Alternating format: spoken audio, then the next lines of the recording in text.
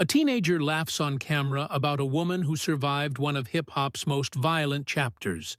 And within hours, one of rap's most calculated veterans quietly notices. At first it looks like another internet moment, another viral clip, another generation gap, another loud opinion.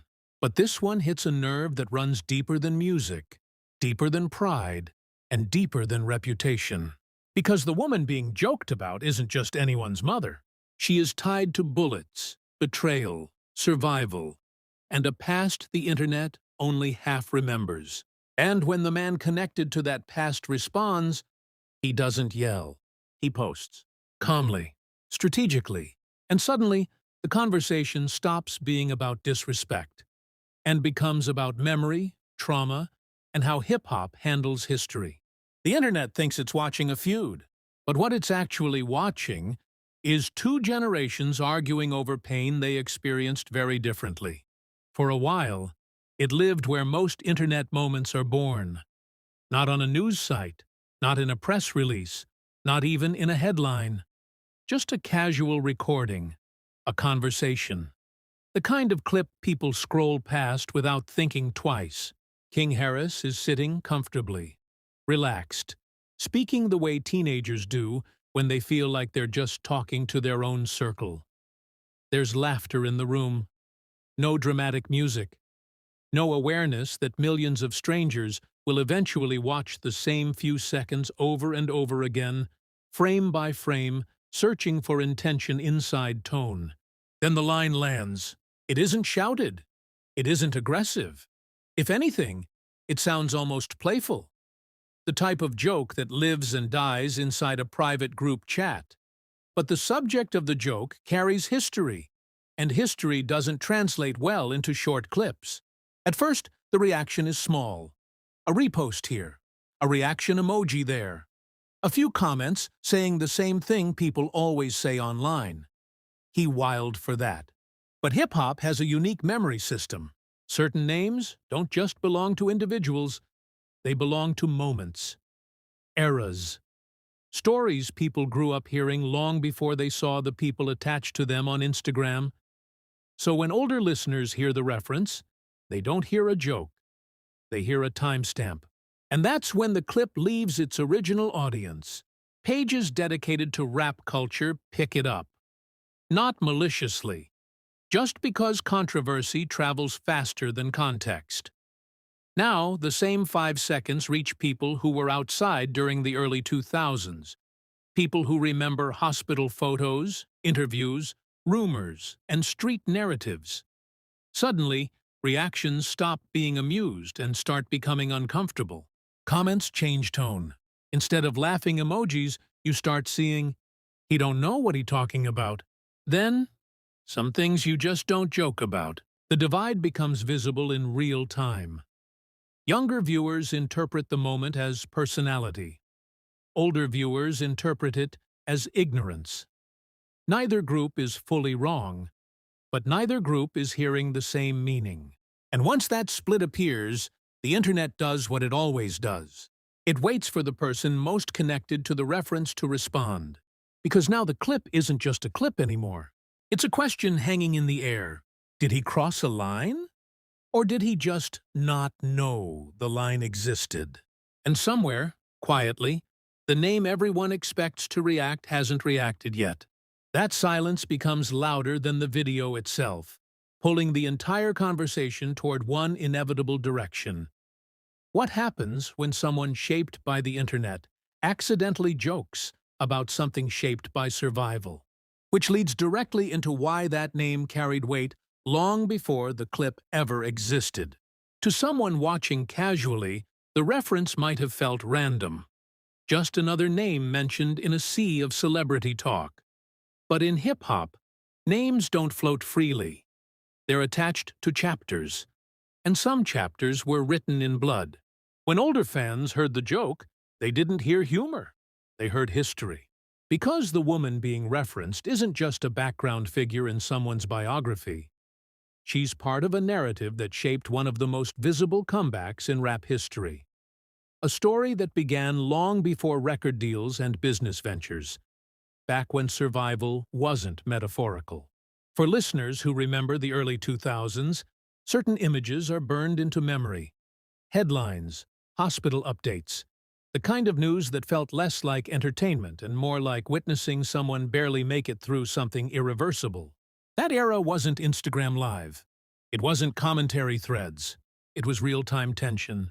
So when a younger voice jokes about that history without visible weight, it triggers something deeper than offense. It feels like watching someone casually flip through a chapter you lived through, without realizing the pages are fragile. That's the generational gap at the center of this moment. To King Harris, it was a sentence in a conversation. To older listeners, it was reopening a wound they watched heal publicly. And this is where the internet creates distortion. Because online, everyone experiences events in the same scroll format. A viral clip from today appears right next to a 20-year-old documentary clip. Time flattens. Context disappears. A teenager's tone competes equally with decades of lived experience. But hip-hop doesn't function without memory. Respect, in this culture, isn't just about age. It's about understanding what someone survived before you ever saw them trending. And that's why this moment didn't stay small. It touched something foundational. Now the conversation shifts from, "Was that funny?" to something more layered. Does the new generation understand the emotional weight behind the legends they casually reference? And once that question enters the room, it stops being about a single clip and starts becoming about a collision between two ways of experiencing the world. Because this wasn't just about a name, it was about what that name represents.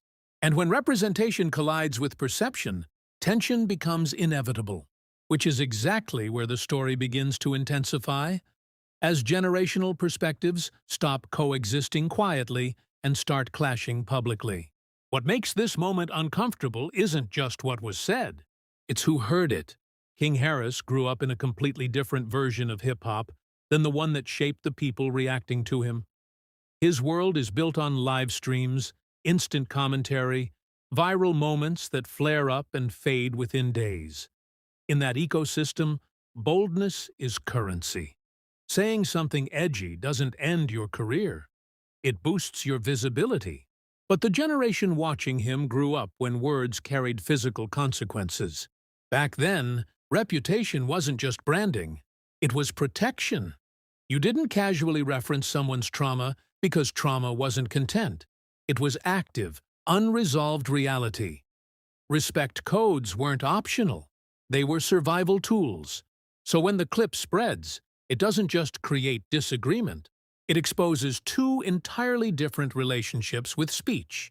Younger audiences interpret the moment as personality, confidence, maybe even humor without filters. To them, this is normal internet rhythm. Say what you think. Deal with reactions later. Older listeners see something else. They see a lack of awareness, a detachment from history. Not malicious, but uninformed. And in hip-hop, being uninformed about history can be seen as disrespectful, even if no harm was intended. That's the friction. Not hatred, not beef, just a collision of context. And the internet amplifies that collision in real time. Comment sections become debate arenas. Some accuse critics of being too sensitive. Others accuse defenders of being too reckless. The tone shifts from light debate to moral positioning. Then a new layer enters. People begin tagging 50 Cent directly, under reposts, under blogs, under reaction videos, as if summoning him into the conversation. And here's where tension builds. Because everyone knows his public persona.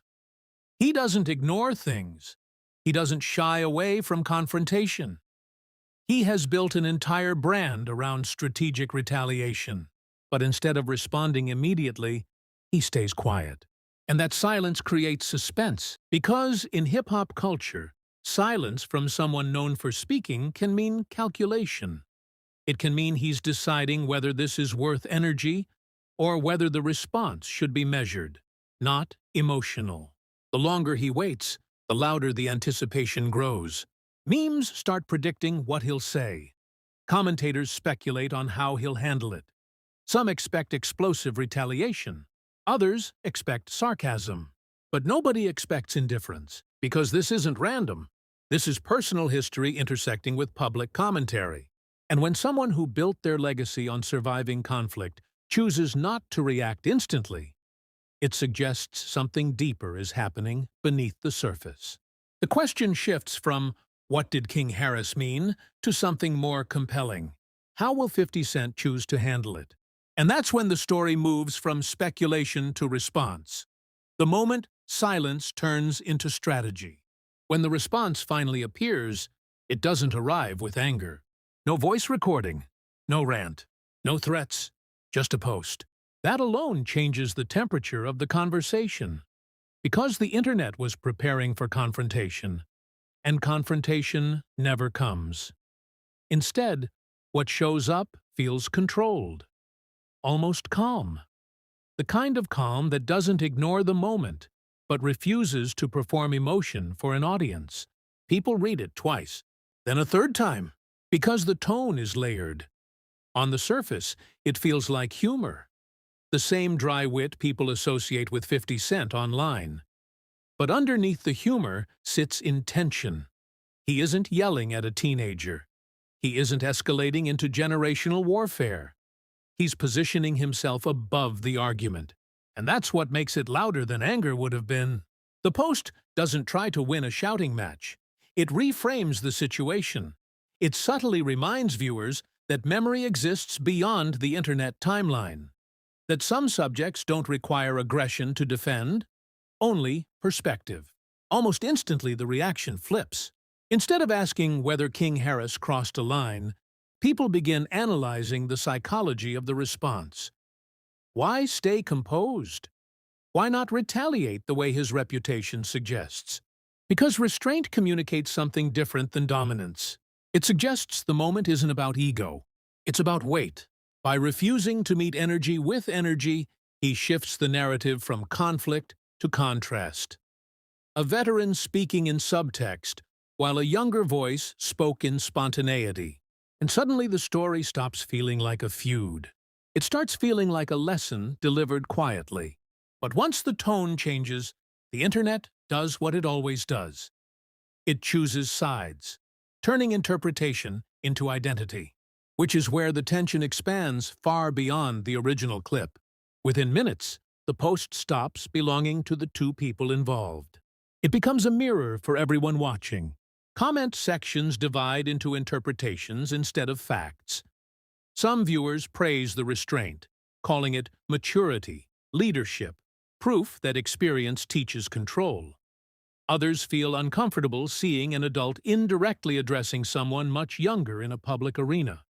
To them, the power imbalance becomes the focus. Now, the conversation isn't just about respect anymore. It's about responsibility. Parents weigh in. Artists weigh in. Media personalities begin framing it as a generational correction rather than a personal exchange. Memes still circulate, but the humor starts feeling thinner. Underneath the jokes sits a quiet tension. People sense the topic has emotional gravity, even if they can't fully articulate why. The debate grows wider than the individuals.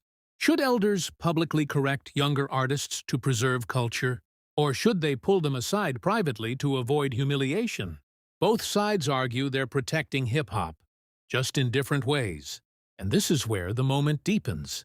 Because the more people analyze the response, the clearer it becomes. The calm wasn't accidental. It came from somewhere older than social media. Something remembered, not reacted. The audience starts realizing this wasn't just about a joke. It was about a memory being brushed against. Which raises a heavier question. What exactly did that memory hold? And to answer that, the story has to leave the internet entirely and go backward in time. Before the businesses, before the television empire, before the memes and calculated captions, there was a hospital room, there was a body that wasn't supposed to survive. And behind that body was a history that started even earlier, a mother navigating a world where danger wasn't theoretical. That's the layer the internet doesn't see. When King Harris made the joke, he was speaking inside a digital era where history is searchable but rarely felt. But for 50 Cent, that history isn't archived, it's embodied. It lives in scar tissue. It lives in absence. It lives in the kind of silence that only forms after chaos. The name mentioned in that clip isn't just a relative in a biography. It represents survival. It represents violence that shaped identity. It represents a chapter that turned a young man into someone hyper-aware of respect and consequences. And that's why the response was measured. Because when you've lived through something that extreme, you don't waste emotion on noise. You assess whether the moment deserves energy, or whether it deserves context. This is where the story pivots. The internet saw a veteran responding to a teenager, but underneath that exchange was a son reacting to a memory. And to understand why that memory carries weight, you have to understand the childhood that formed it. A childhood shaped by absence long before fame ever arrived. Long before fame gave him control over narrative, life gave him very little control at all. His childhood wasn't built around ambitions of stardom. It was built around adapting to instability. In neighborhoods where uncertainty was routine, kids learned quickly that awareness mattered more than expression. You watched more than you spoke. You calculated more than you reacted. Loss entered early. And when loss comes early enough, it doesn't feel dramatic. It feels instructional. It teaches distance. It teaches reading rooms before entering them. Most importantly, it teaches that words can create consequences you can't rewind. This is where his later personality starts making sense. People often interpret 50 Cent's humor as fearlessness. The man who laughs at everything, jokes at everyone, and never appears emotionally shaken. But humor didn't begin as entertainment. It began as navigation, a way to control tension instead of being controlled by it. In environments where reacting impulsively could escalate situations, restraint becomes survival instinct. That instinct doesn't disappear when success arrives. It just changes form, from street awareness into social awareness. So when the internet expects outrage, what they get instead is calculation. Because to someone raised around permanent consequences, temporary noise doesn't trigger emotion. It triggers evaluation. Is this disrespect meant to harm? Or ignorance meant to educate? That distinction matters. And it leads directly into the person at the center of that memory. The figure whose presence and absence shaped how he understands both respect and protection. Before the public ever knew his name, the most important influence in his life existed in a world that rarely allowed softness. His mother wasn't part of hip-hop mythology yet. She was a young woman surviving inside an environment where danger wasn't exceptional. It was routine. The kind of environment where protection wasn't guaranteed and stability wasn't promised. Strength wasn't a personality trait there. It was a requirement. For a child, that kind of reality shapes perception early. Safety becomes something fragile. Time with loved ones becomes uncertain. And respect becomes sacred because loss can arrive without warning. When she was gone, the absence didn't just remove a parent, it created a permanent awareness of vulnerability. The world revealed itself as unpredictable long before adulthood. And when a child learns that lesson early, they carry it into every interaction that follows. That's why references to her story hold emotional gravity beyond fame. To outsiders, it's part of an artist's background. To him, it's a boundary between past and present. A memory tied to survival rather than celebrity narrative. So when her name enters a casual conversation online, the weight doesn't translate through the screen. A joke doesn't feel like commentary. It feels like someone unknowingly stepping into a space built from real grief. Understanding that reframes the response completely. The calm wasn't detachment. It was containment. Because reacting loudly would turn memory into spectacle. And some experiences aren't meant to be performed. This is also where another layer emerges. How someone learns to carry pain without showing it. Which leads into the way humor became more than personality. It became armor. To the public, his laughter often looks effortless. A quick caption, a sharp joke, a perfectly timed post that turns tension into entertainment. But humor, for him, didn't start as performance. It started as protection. When someone grows up around instability, showing emotion openly can feel risky. Anger escalates situations. Vulnerability invites pressure. So the mind finds a third option, deflection. Turning seriousness into something lighter gives you control over it. If you can laugh at a moment, the moment can't fully overpower you. Over time, that reflex becomes identity. People see confidence. They see fearlessness. They assume nothing touches him. But the constant joking isn't proof that nothing matters. It's proof that some things matter too much to confront directly. Comedy becomes a shield that lets a person acknowledge tension without reopening wounds. That's why his response to the clip followed the same pattern. He didn't ignore it. He didn't explode. He translated discomfort into controlled humor. To younger viewers, it looked like trolling. To those who understand coping mechanisms, it looked like containment. Because reacting emotionally would shift focus to conflict. Responding with subtle humor preserved distance, acknowledging the moment without letting it dictate his emotional state. And that reveals the contrast at the center of the story. One side speaks freely because the internet taught expression. The other speaks carefully because life taught consequence. The public persona looks playful, almost detached. But behind that persona sits a memory guiding every reaction, including this one. Which brings us to the final layer of the backstory. The gap between the image people think they know and the private experiences shaping it. To millions of viewers, he exists as a character before a person. An entrepreneur, a strategist, someone always 3 steps ahead in every exchange. The internet version of him rarely looks affected. Every reaction feels intentional, almost scripted, like nothing ever truly surprises him. Over the years, that image became so consistent that people stopped imagining a separation between performance and experience. But the distance between those two things is where this moment lives. Because the public persona operates in entertainment, quick reactions, clever posts, calculated humor, the private memory operates somewhere quieter, in moments the audience never witnessed, but still shaped the person they watch. When the clip circulated, most viewers interpreted the situation inside the rules of online culture. Someone said something bold. Someone responded cleverly. Story complete. Yet internally, the response wasn't only about maintaining image. It was about not turning personal history into public spectacle. Explaining deeply would invite debate. Ignoring completely would feel dismissive. Exploding would reduce memory to drama. So he chose a fourth option, controlled acknowledgement. And that choice closes the gap between image and reality. The man known for entertainment behavior reacted according to lived experience, not internet expectation. Now the timeline catches up with itself.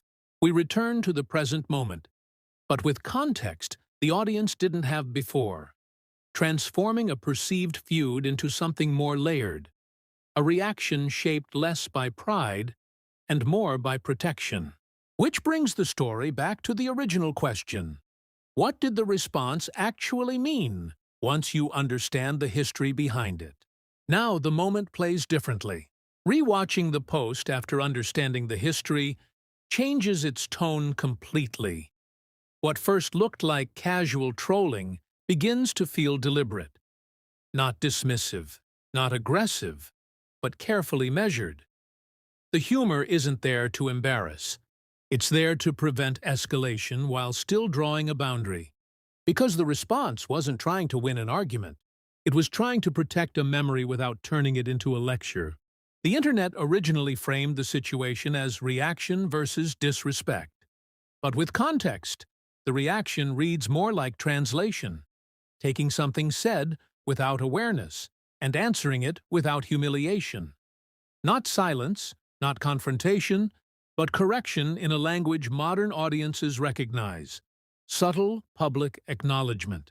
And that closes the loop from the beginning. People wondered why he didn't explode. Now it's clear he didn't need to. The weight of experience did the talking for him. At this point, the focus shifts away from the two individuals and toward the crowd watching them. Because the most revealing part of the controversy isn't what was said. It's how everyone interpreted it differently, depending on what they already understood. The conversation becomes less personal and more cultural.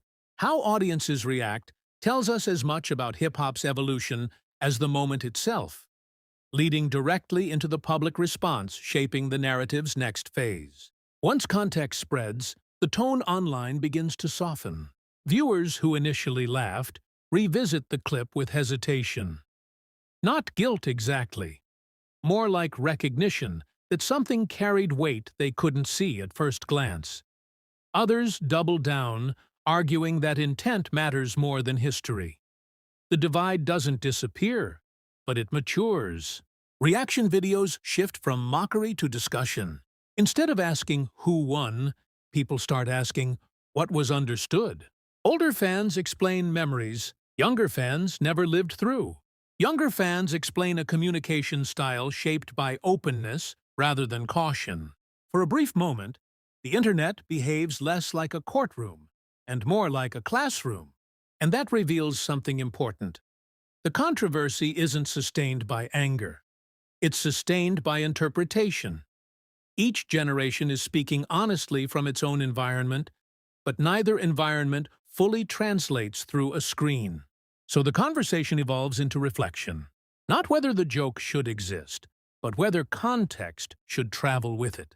And once people begin analyzing meaning instead of picking sides, the discussion naturally turns inward, toward psychology, intention, and why the same words carried two completely different emotional weights.